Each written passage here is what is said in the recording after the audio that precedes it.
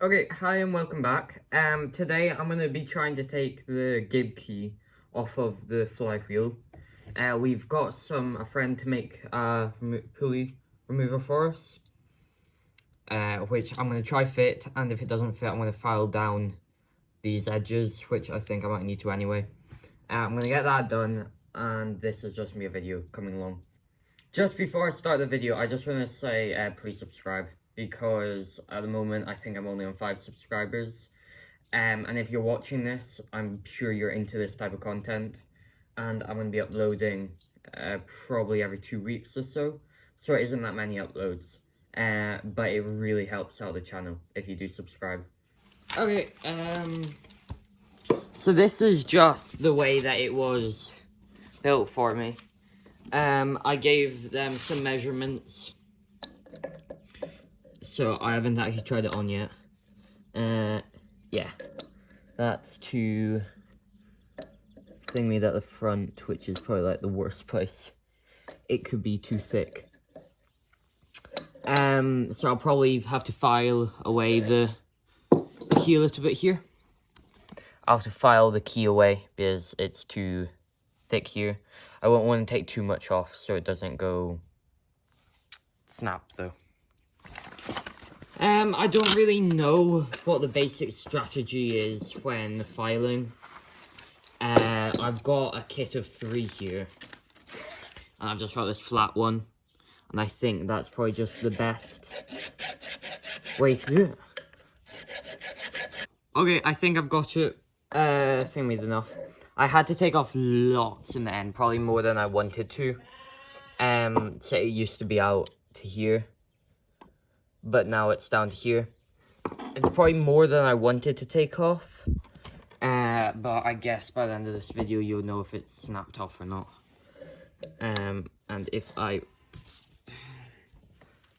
made a mistake making that decision, we've got a problem there.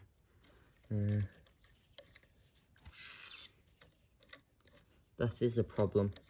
Okay, I don't think this fits on properly.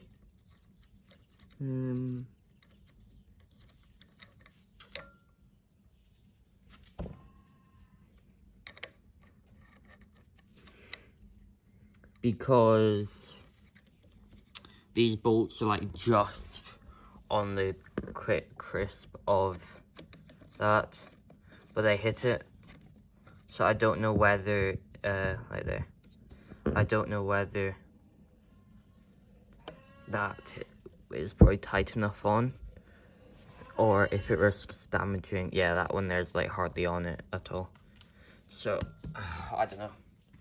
I might need to take it back and see if they can drill the holes a little bit further away from there. If they can drill them like here. Because then that will mean, if you drill it there, that will mean it will just go straight to the back. Or they could drill it in just a tiny bit, and it will actually hit this bit here instead of the flywheel. That's a pain, but I guess it might be good in the long run because then I can get more WD-40 on it. Alright, so it's the next day. We got new holes drilled in this key removal tool. And we have taken the key out, which came out. I didn't get to record it because my dad was helping me and I didn't really want him on video. But yeah, I'll just show you what happened. In these photos here, you can see what I did to get it off. You can see the wood that we used, how we placed the wood there.